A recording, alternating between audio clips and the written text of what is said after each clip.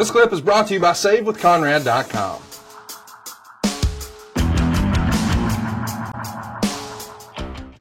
Let's go backstage where we see Stephanie and Triple H talking, and they're discussing that they have a problem with Sting. And of course, Paul Heyman comes out and the place cheers him like crazy. And a decision was made, that's according to Meltzer, at that point to not introduce him before the title match. And Heyman tells the McMahons that Lesnar is going to answer all their problems with both John Cena and possibly as well, of their problem with Sting.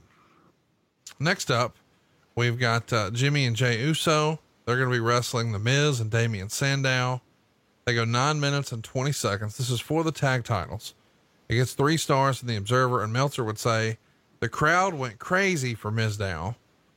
Miz got crotched on the top rope, and then Mizdow climbed to the top rope and started selling like he was crotched. After a few more things like that, Mizdow got a standing ovation, and the crowd chanted, "Mizdow's awesome." JBL called Mizdow the most famous stunt double since Judo Gene LaBelle. Miz wouldn't tag in Mizdow. Lots of near falls. Jimmy does a dive out of the ring on Mizdow. Jay does a flip dive on Miz, but lands short and actually on the back of his head. But apparently he's fine because he gets back up and works the rest of the match. Jay kicks out of Miz's skull crushing finale. Jay does a splash off the top, and Mizdow makes the save.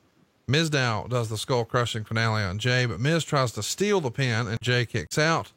And then Jay finishes with a sunset flip off the top rope. Jimmy tags in and pins Miz with a splash off the top rope. 3 stars. So the Usos retain. They're still your tag champs, but the real story is, holy shit, is Damian Sandow onto something here? I love the Usos. They're a great team. And moving ahead up until the last time I had the honor to be in an arena with them. Those guys are so good. They really are. But on this particular night, the wrong guy went over. Mizdow should have went over. Yeah. Should have had new tag champions. There's Gaga, and there's great Gaga, and there's rotten Gaga.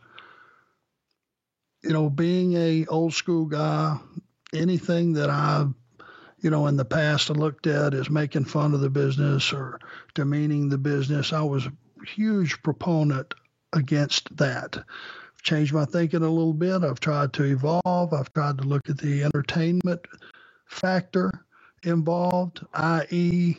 Santino Marella, i.e. Mizdow.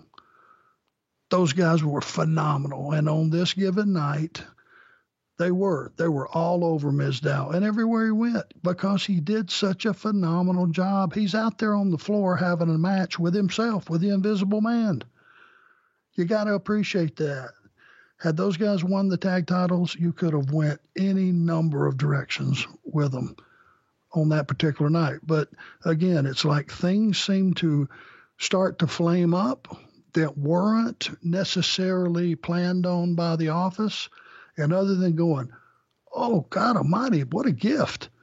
We're trying to build these house shows and make everything mean something. We didn't know this thing was going to flame up like this. What a blessing. It's like, okay, put the fire out. We didn't talk about that. We didn't plan on it. Put the fire out.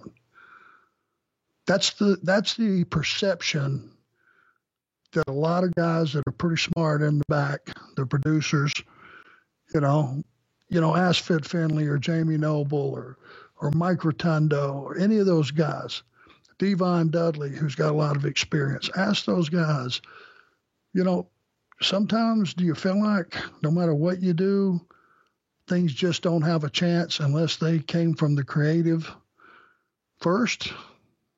Sometimes stuff just gets over and you never know why. You never know why it worked. I say just go with it.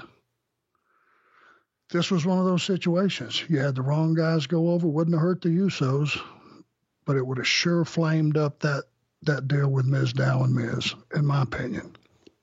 Thanks for checking out the podcast here on YouTube. Be sure to hit the subscribe button so you don't miss any future clips that we upload. We hope we made you laugh, and we hope we can save you some money right now at SaveWithConrad.com.